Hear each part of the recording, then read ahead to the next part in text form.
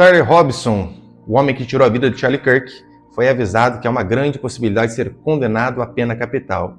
Ou seja, e a pergunta que não quer calar, de fato isso é justo? Nós, como cristãos, devemos aceitar este pensamento? Não seria só Deus aquele que pode tirar a vida do ser humano? Este é o tema do vídeo de hoje. Peço que você fique até o final e depois, claro, se gostar, comenta, compartilha. E se não é inscrito, inscreva-se aqui, tá bom? Vamos pro vídeo. Só Deus pode tirar a vida de alguém. É a primeira coisa que a gente ouve quando fala sobre este assunto, sobre pena capital. E de fato, nós vemos no Antigo Testamento Deus diretamente, não só no Antigo, no Novo também, Deus diretamente agindo, tirando a vida de algumas pessoas. Nós vemos Ele delegando esse serviço a anjos, como por exemplo lá na Páscoa, mas na maioria das vezes Deus faz isso, sabe como?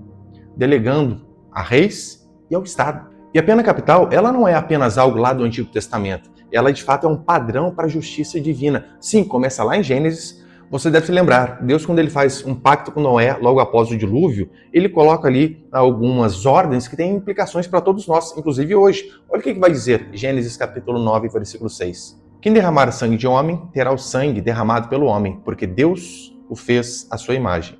Ou seja, aqui está a base, aqui está o fundamento. A vida humana ela tem muita dignidade, por quê? Porque ela reflete a imagem de Deus. Logo, quando se ataca o ser humano, se ataca o próprio Deus. Não só isso, depois de Gênesis vem a lei de Moisés, e tanto Êxodo, Levítico, Deuteronômio, você vê que esses livros corroboram com aquilo que foi plantado lá em Gênesis. E nesses livros, a pena capital era aplicada em casos de homicídio, feitiçaria, adultério, idolatria e tantos outros pecados. Ou seja, mostrando que para Deus há sim alguns pecados e alguns crimes que merecem a justiça máxima.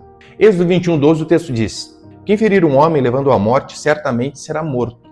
Se, porém, não for algo planejado, mas que Deus o permitiu, então te designarei um lugar para onde ele fugirá. O que Deus está fazendo aqui, basicamente, é mostrando a diferença entre crime culposo e crime doloso, para ficar mais fácil de entender. O crime culposo é aquele onde não há intenção de você cometer o crime. Você está, Deus o livre, dirigindo seu carro, alguém passa na frente, sai correndo, passa na frente. Você acidentalmente, sem intenção, tira a vida daquela pessoa. Você não teve culpa, mas você cometeu o crime. Agora, o crime doloso é quando há intenção. A pessoa planejou e ela quis fazer aquilo lá.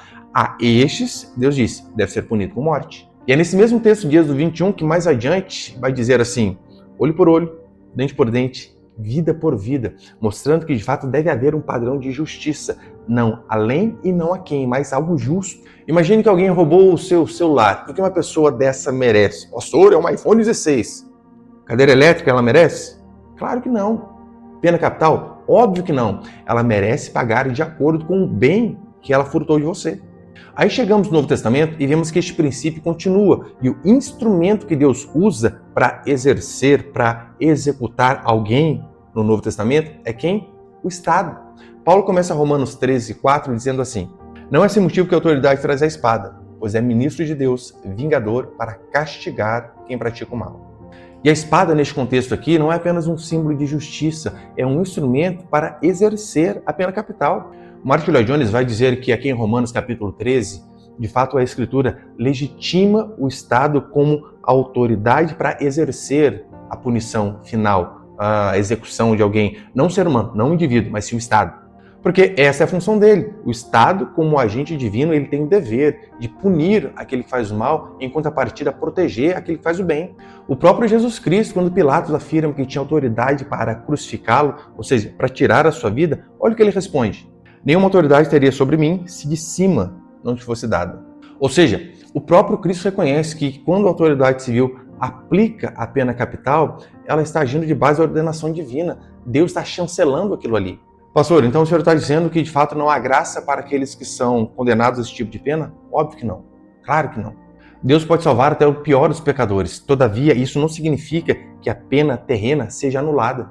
John MacArthur, quando ele comenta sobre este assunto, ele fala: a graça de Deus não elimina a justiça civil, mas dá esperança eterna até mesmo àqueles que enfrentam a punição máxima.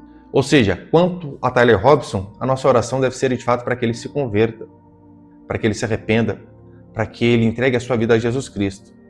Mas é justo que ele pague com a própria vida. Essa é a justiça bíblica. E o ladrão na cruz talvez seja o maior exemplo de todos.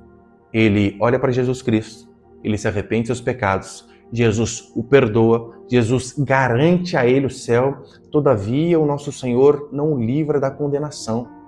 Este ladrão na cruz, ele foi salvo na cruz, mas não foi salvo da cruz. Portanto, a Bíblia ela fundamenta e chancela a pena capital como uma expressão da justiça divina. E se nós negamos este princípio, também nós negamos a seriedade do pecado. E não só isso, negamos a dignidade da vida humana e a ordem estabelecida pelo próprio Deus. A pena capital é um reflexo da santidade do nosso Senhor. E ela mostra também o valor inestimável da vida humana, feita à imagem e semelhança de Deus. E o que você achou desse vídeo?